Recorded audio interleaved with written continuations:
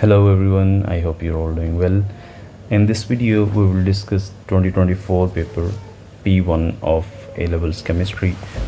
And the first question is, which species contain the same number of neutron as carbon, this isotope, and the same number of electron of sodium ion?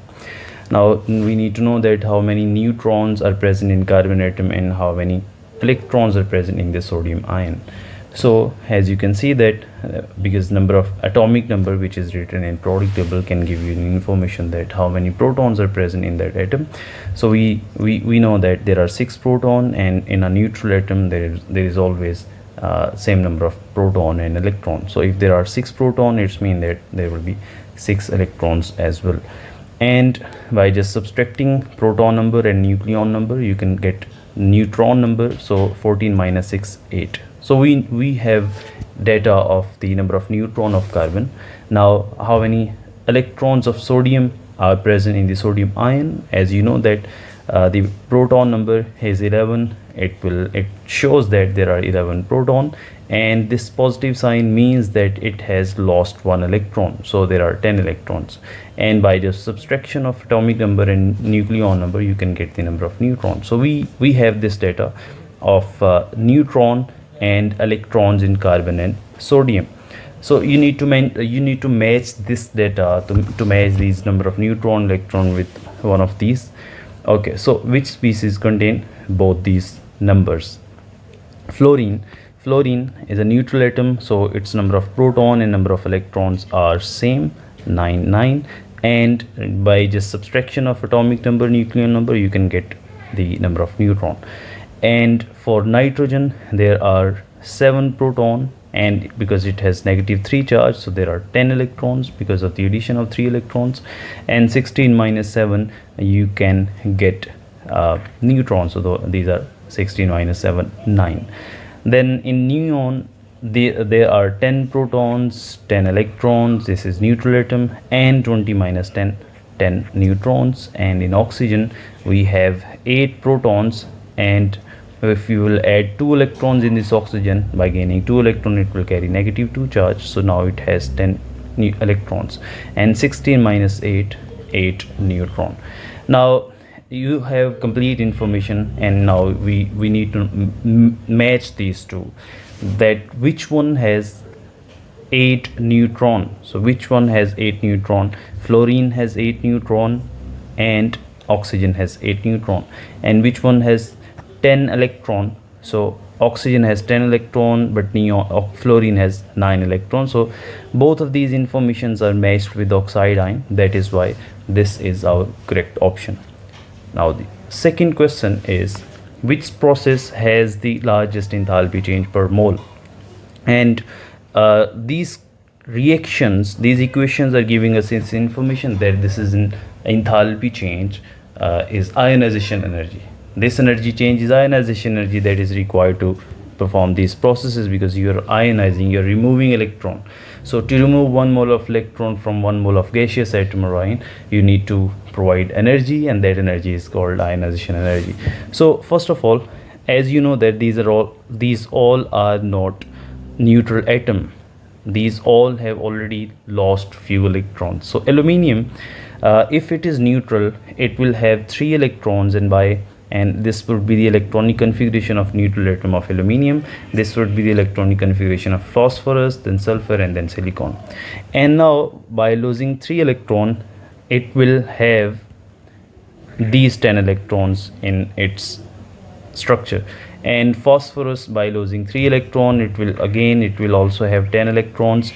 By losing 6 electrons from sulfur, it will have 10 electrons.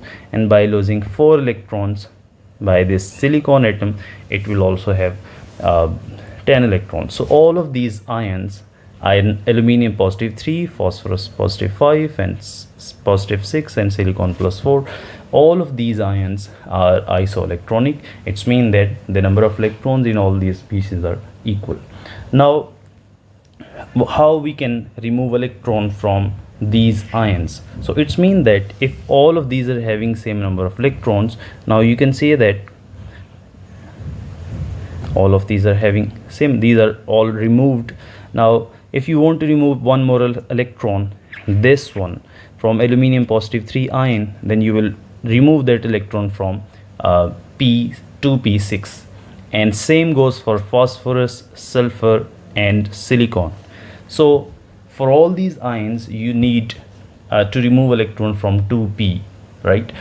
But as you can see that aluminium has lost 3 electrons. Its atomic number is 13, which shows that it has 13 proton, and by losing 3 electron there are now 10 electrons left. And for phosphorus, 15 proton, because its atomic number is 15, and by losing 5 electron it has 10 electron. And for sulfur it has 16 proton, for silicon it has 14 proton, and all of these are having 10 electrons. So what do you think that from which atom now it is difficult to remove one more electron? So these 10 electrons are attracted by 13 proton, these 10 electrons are attracted by 15 proton. Definitely 15 protons will have more effect. And then 10 electrons are attracted by 16 proton, and then these 10 electrons of silicon are attracted by 14 protons. So definitely these electrons are attracted by with greater force by the nucleus.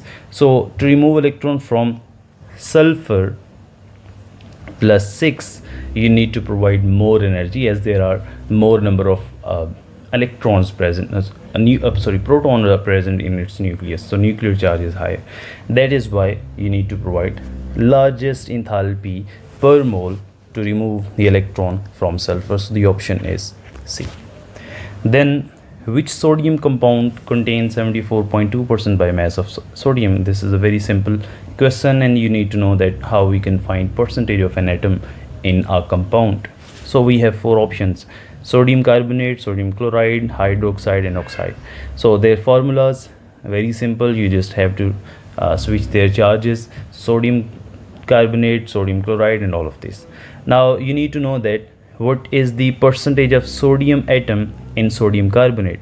So the formula is multiply the number of atoms, like you want to find the percentage of sodium. So there are 2 sodium atoms, so 2 into the atomic mass of sodium, and divide with the total mass, which is 106 of sodium carbonate. And similarly for sodium chloride, as there is only 1 sodium, just multiply 1 with 23, which is the atomic mass of sodium, and then divide with the MR of NaCl and multiply it with 100. And similarly you will perform all of these calculations, and after performing these calculations you will be able to get the percentage of sodium atom in all these compounds. And as you can see that in sodium carbonate 43.4, in sodium chloride 39.3, and for sodium and hydroxide and oxide, these are the percentages. And which one has highest percentage of sodium? This one, sodium oxide. So that is why the option D is the correct option. Then what is the maximum volume of sulfur dioxide gas made at room conditions produced from burning 100 dm cube of diesel fuel containing this gram of sulfur? Right, so they have given us the information that find the volume of sulfur dioxide. So we need to know that what is the volume of sulfur dioxide, and what information is given, that is mass or volume of fuel and the mass of sulfur.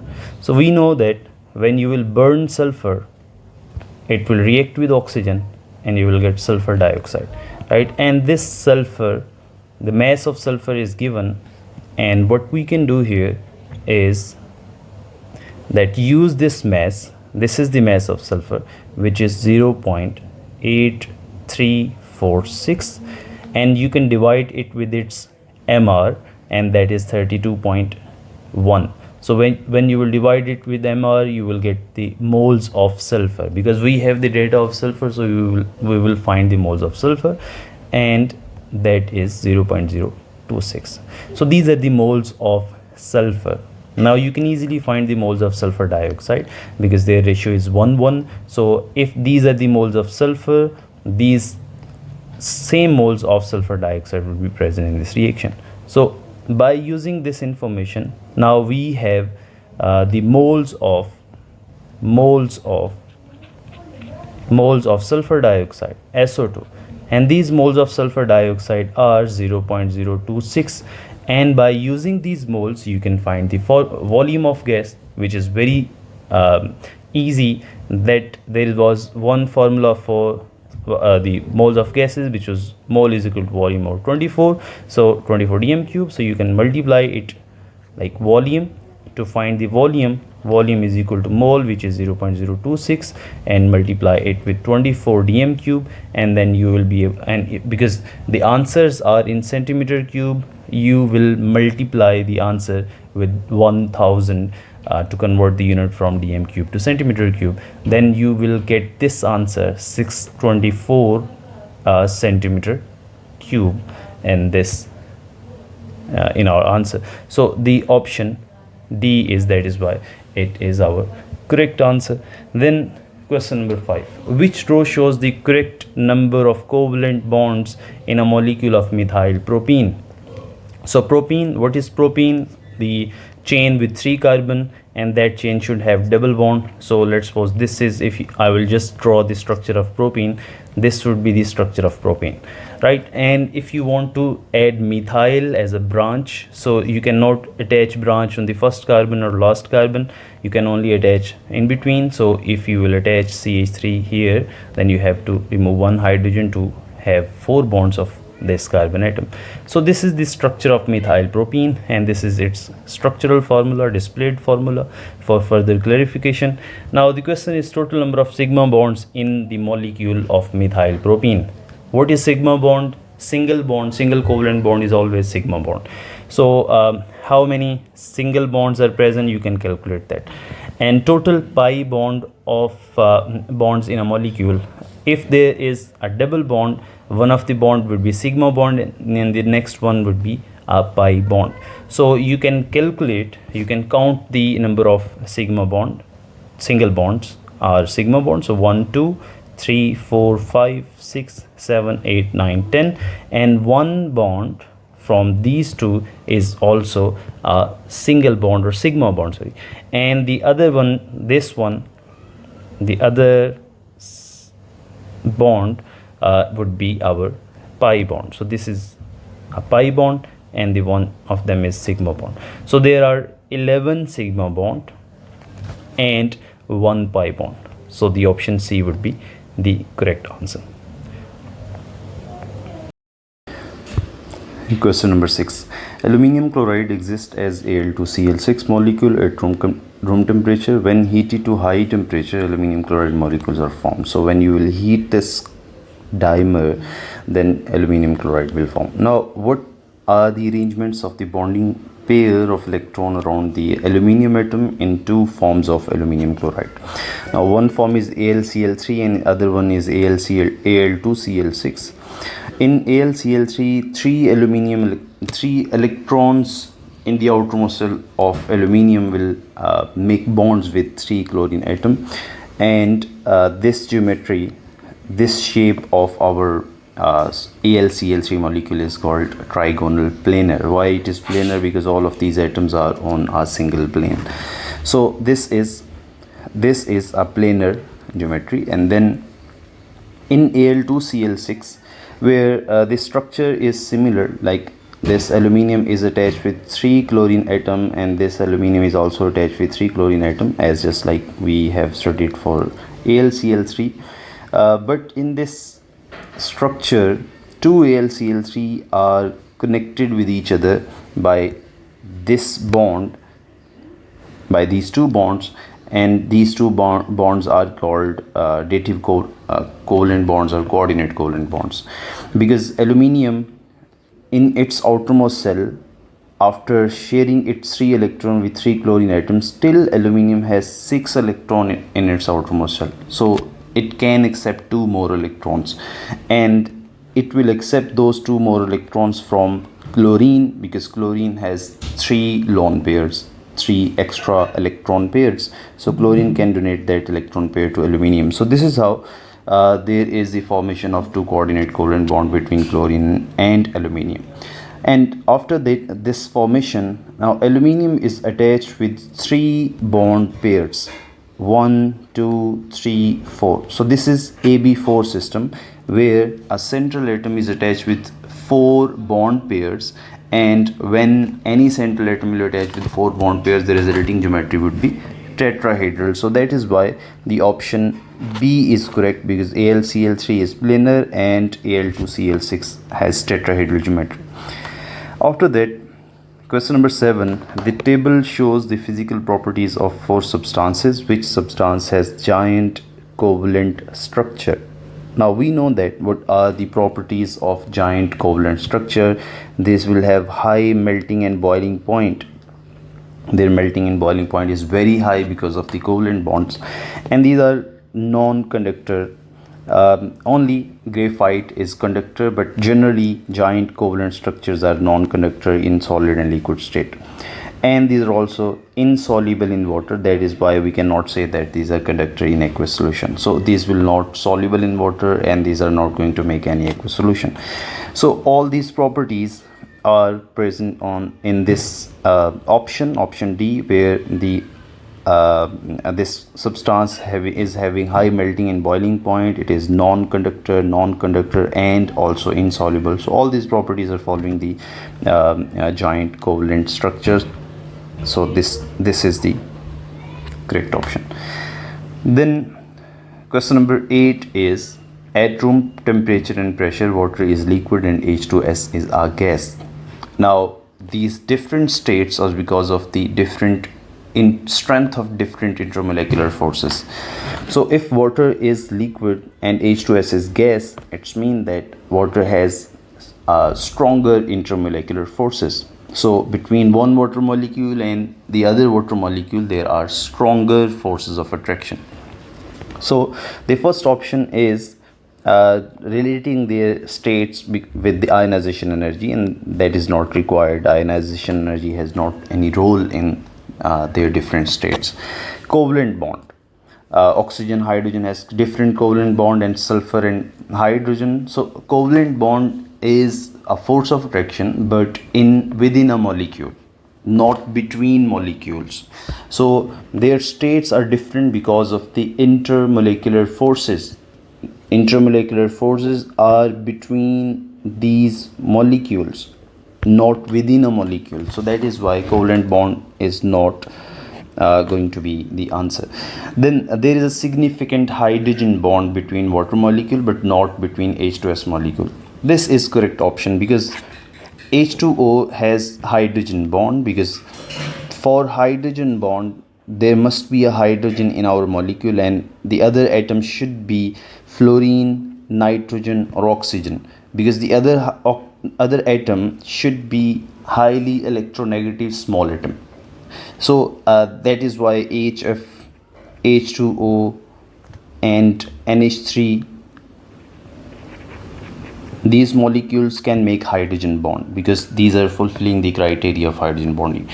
So that is why water molecule will have hydrogen bond, that is an intermolecular force, and it is one of the strongest intermolecular force between these molecules. So that is why water will have higher boiling point, and it is in liquid, and H2S is in gaseous state. The option D, the instantaneous dipole induced dipole forces between water molecule are stronger than the instantaneous dipole forces between H2S. Now instantaneous dipole induced dipole forces are present in almost every covalent molecule. So H2O and H2S, these molecules are also having these forces, but their strength depends upon to their molecular mass or molecular size. So molecular mass of H2S is comparatively larger. That is why the strength of IDID forces between H2S molecules would be larger, but why the still H2S has lower boiling point, because the hydrogen bonding is the dominant force here. So that is why hydrogen bond, because of the hydrogen bonding, water molecule will have higher boiling point. And question number 9, it is about Hess law. The enthalpy change for the reaction can be calculated from values of all these, and the enthalpy change of reaction is given. So which expression could be used to calculate the delta HR? the enthalpy of this reaction. We need to find the enthalpy of this reaction, and they have given us all 4 options, all possible ways to calculate that enthalpy. So first option is enthalpy of combustion of C2H6. They have only given us enthalpy of combustion of C2H6. This is possible only when you will perform combustion reaction of C2H6, and all these molecules of C2H6 atoms of C2H6 must be oxidized, and this is called complete combustion.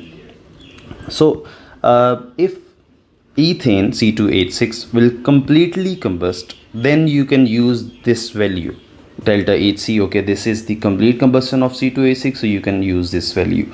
But in this case, C2H6 is not completely combusted, it is converted into carbon dioxide and water, but few carbon and hydrogen are still in their original form, in their molecular form. So this is not a complete combustion. That is why you cannot use this value. Option B, it is a correct option. In Hess law, you can say that the enthalpy of reaction is irrespective of the route, it is always same. So this is the enthalpy of this reaction, and the other route could be that you can combust C2H6 into carbon dioxide and methane, combustion of methane into carbon dioxide. So this is the enthalpy of combustion of C2H6, and this is the enthalpy of combustion of methane. So you can write these all values like 1, 2 and 3. Now according to Hess law, the energy change in direct reaction is equal to the energy change of indirect reaction, indirect route. So energy change of direct reaction was delta HR, and energy change of indirect route includes this value which is written here and this value. We will only change its sign because we know that we need to follow the route of this reaction, so we will simply change the sign of this value and that will become opposite of it. So that is why you will use this expression to find the enthalpy of reaction. So according to Hess law, you can use these two values to find the enthalpy of reaction of for this process. Then option C. Now option B is correct. We know that this is our correct option, but why option C is incorrect option? Because we can find enthalpy of reaction by using bond energies. Now I will take this value here. So when you will follow the bond energies of all of these reactants and products, you can find that by using this reaction, where the bond energies of, there are 6 CH bond in one C2H6, so there, because we have 2 C2H6, so you will multiply it with 2, so overall there are 12 CH bond. So bond energy of CH should be multiplied with 12, and then there are 2 carbon bond and 3 oxygen bonds. So these are the bond energies of reactant minus bond energy of product, and in products there are 8 CH bond, 4 carbon dioxide, 4 OH, and when you will subtract these two and the overall this expression, we will get this expression where 4 CH bond, 2 CC bond, and then all these bond energies should be present in our final expression. But this is not similar in this option, so that is why this option is not correct. Otherwise you can find enthalpy of reaction by using bond energies. Then this option D, why it is not correct? This option is not correct because in this option, we can discuss it here.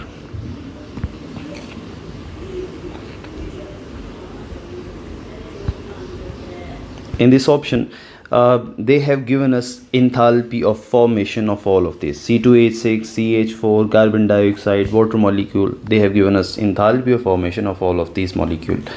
Now you will write their elements. We know that we can form something from its element, and that energy changes enthalpy of formation. So C2H6 is formed from its element CH4 CO2 2 water molecule, and you can now find the enthalpy of reaction by using Hess law. But the only thing which is missing here in this expression is that they are not multiplying all these enthalpy changes with 2. So this coefficient is missing in this value. Otherwise these expression, this complete expression is correct, but the only missing part was this coefficient. That is why option D is incorrect and option C is also incorrect. So the correct option is B. Now question number 10, which reaction has an enthalpy change equal to the standard enthalpy change of formation of propane? Now what is standard enthalpy change of formation? So you are forming something from its element. So energy change when 1 mole of substance is formed from its elements in their standard states. It means that the thing or the substance which you are forming should be in its standard state, right? So we are making propane, and propane is a gas at room temperature pressure on standard condition. So option D is eliminated because propane should be in the gaseous state, and your elements must also be in their elemental state. Like carbon is solid at room temperature pressure, so carbon should be in solid state. Hydrogen should be in its molecular form. This is incorrect. We cannot use hydrogen in its atomic form. It should be in molecular form, so this is H2. So that is why carbon is solid, hydrogen is in molecular form, and also it is in gaseous state, and propane is also in a gaseous state. So that is why option C is correct option. Question number 11, one of the reaction in rechargeable lead acid battery is shown. Which statement about this reaction is correct? So they are asking that whether lead is oxidized or reduced, or it is oxidized and reduced in this same reaction. So it is from this lead, as you know that it is in its elemental form where it has no charge, is converted into this lead which has positive 2 oxidation number. So if oxidation number is increasing, it means that oxidation reaction is occurred. Lead has donated 2 electrons, and the other lead in lead oxide has positive 4 charge, because oxygen, there are 2 oxygen, each oxygen will carry -2 charge. So there is -4 charge on 2 oxygen atom and +4 charge on 1 lead. So it is converted from +4 to +2. So this means that oxidation number is decreased, so reduction is occurred. So lead is oxidized and reduced in this reaction. Option A is correct. Question number 12, KMnO4 is oxidizing agent, and iron +2 is shown in this ionic equation. So how magnate ion is reacting with iron +2? Basically KMnO4 is an oxidizing agent and iron will act as a reducing agent in this equation. What are X and Y when the equation is balanced? How we can balance these types of equations where redox reaction is occurring? So you will split this equation into the reduction part and oxidation part. Iron is oxidized by conversion into iron +3 ion by loss of 1 electron, and magnate where manganese ion will reduce.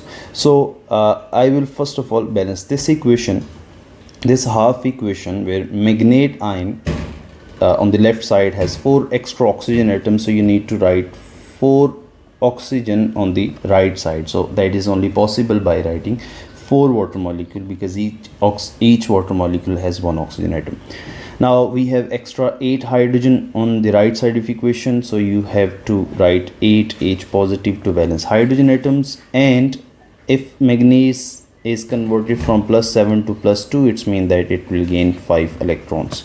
Now this is a balanced half equation, and this is also a balanced half equation where iron atoms are balanced and electron is also balanced. Now to write this balanced equation, you need to multiply these electrons with a suitable number. So the electrons which are being added to manganese and electron which are released by iron should be equal.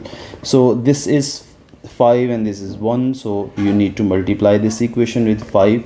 So that is why because we need to balance the number of electrons. So when you will multiply this equation with 5, then 5 iron positive 2 will lose 5 electrons to become 5 iron positive 3 iron. Now these two equations will give us a new equation. Will simply cancel these electrons on both sides of the equation, and the final equation would be MnO 4 manganate ion 8H positive 5 Fe2 positive, and then manganese ion and 5 iron ions, and after that we will write 4 water molecule.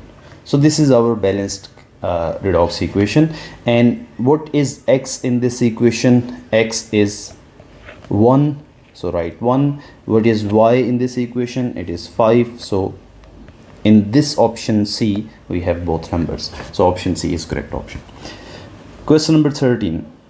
Nitrogen and hydrogen are mixed in a reaction vessel. The reaction reaches equilibrium, giving a mixture of nitrogen, hydrogen, equilibrium, and ammonia in this equilibrium reaction. The mixture of gases present at equilibrium at a total pressure of 300 atmospheric. So we have total pressure equation and partial pressure of all of these gases. What is the equilibrium constant? Kp.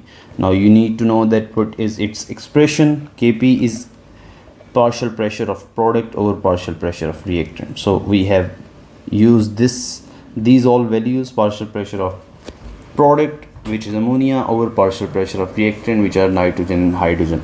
Now we need to know that what are these partial pressures. Partial pressure of ammonia, partial pressure of nitrogen and hydrogen, we can calculate that by using this formula. The partial pressure is equal to mole fraction into total pressure. So mole fraction, what is mole fraction? The proportion of that gas like nitrogen into a total mixture of gas. So you can find the partial pressure of nitrogen by dividing its pressure its number of moles 180 by total moles of all these gases. So you will add all these moles to get total moles of the gases. So 180 divided by total moles, you will get mole fraction of nitrogen X, and then multiply it with PT total pressure, which is given 300 atm. So by using all these values 590, 160 for hydrogen and ammonia, you can get these partial pressures of nitrogen, hydrogen and ammonia. Now we have partial pressures, and we know that there are these coefficients 2 and 3. So just keep it in mind that you will write 2 here and 3 here. So this is the partial pressure of nitrogen square, partial pressure of nitrogen, partial pressure of hydrogen, and take its cube, and then just divide all these values and you will get this answer. And you also need to write the unit, and the unit is very easy. Simply there is the pressure of ammonia with square, pressure of nitrogen, and pressure of hydrogen with cube. So you will cancel these atm pressure, and we will get 1 atm here and 1 atm here when you will take to this part, and you will get inverse sign. So this is our correct answer. Question number 14. A mixture of hydrogen gas and iodine gas is placed in a reaction vessel at volume V and temperature T. The reaction is this one, allowed to come equilibrium. All substances are in gaseous state. Argon gas is then pumped into this reaction vessel. So we have this reaction where we are adding argon gas. The temperature in vessel is maintained. There is no change in temperature. How are the rate of forward and partial pressure of HI are at equilibrium affected? So when you will add argon, how rate of forward reaction will affect? So in this equation we don't have argon atom. So if you are not changing the number of any the pressure of any gas and the mole fraction of any gas, you cannot change the position of equilibrium or rate of any reaction. So that is why there is no change in the rate of reaction if you are adding argon. And also, if let's suppose if you will change the mole of any gas and this reaction pressure of this reaction mixture, still you cannot change the position of equilibrium, and you can also not change the rate of forward reaction by adding argon, because argon is not present in this equation, so it is unaffected. Then partial pressure of HI at equilibrium. So if you will add argon, the mole fraction of argon will be added, the total pressure will increase, but the partial pressure of HI will remain as it is, because you are not changing its concentration. Its mole fraction is still the same. So that is why at equilibrium partial pressure of HI will remain same, and that is why you will choose the option D. Question number 15. Two experiments are carried out to study the reaction between zinc and sulfuric acid. In first experiment, you have taken small lump of zinc in sulfuric acid, excess sulfuric acid, and the reaction 2 is carried out at low temperature with one other change, right? So when you will use small lump, the rate of reaction will increase, and when you will use low temperature, the rate of reaction will decrease. But what other thing you should use here to increase the rate of reaction? Both experiments produce the same total volume of gas. It means that you are not changing the amount of anything. That's why the volume of gas which is formed during this reaction remains same, and are happening at completely same time. It means that the experiment 1 and experiment 2 have same rate of reaction. So you need to increase, or you need to decrease this rate or increase this rate. Basically you are going to increase this rate, because they are asking that what is one other change. So that change should be that one which will increase the rate of reaction. So what is the second change made in the experiment 2? A catalyst is added, right? So when you will add catalyst in experiment 2, whether the temperature is low, catalyst will increase the rate of reaction. So this is the correct option. Then a greater mass of zinc is added. You cannot add greater mass, because you can obtain the total volume of product only when you will have the same amount in both experiments. So that is why we cannot use zinc, the extra amount of zinc, because zinc is a limiting reactant. So if you will increase its concentration or mass, you can increase the volume of product. A greater volume of sulfuric acid is added. If you want to change the sulfuric acid, still it will not have any effect on the rate of reaction, because we are using excess sulfuric acid. So it is already in excess, and the reactant which is in excess, it has not effect on any change in the amount of product. So that is why sulfuric acid is in excess, we cannot change this one. Large lump of zinc are used. So when you will use here a larger lump, it will further decrease the rate of reaction. You are already using low temperature, and if you will use larger lump, that will further decrease it. So that is why this is also a wrong option. Question number 16. The relative magnitude property X of the 5 element is shown, and all in period 3 and have consecutive atomic number. The letters are not actual symbols. Which row is correct for property X and element R?